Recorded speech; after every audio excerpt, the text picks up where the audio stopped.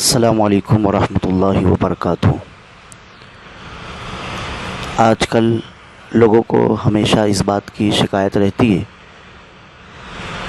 کوئی کہتا ہے کہ ہمیں کینسر ہے، کوئی کہتا ہے کہ ہمیں ٹی بی ہے، کوئی جوڑوں اور گھٹنوں اور دیگر جسمانی بیماریوں کی شکایت کرتا رہتا ہے۔ اس سلسلے میں حضور محدث کبیر حضرت علامہ ضیاء المصطفیٰ صاحب قبلہ نے ایک وظیفہ بتایا ہے، آپ حضرات اس سے سماعت فرمائیں۔ ہر نماز کے بعد 3 مرتبہ سورہ فلق اور 3 مرتبہ سورہ ناس پڑھ کر سینے پر دم کر لیں، ہتھیلی پر بھی دم کر لیں اور ہاتھ پورے بدن پر پھیر لیں۔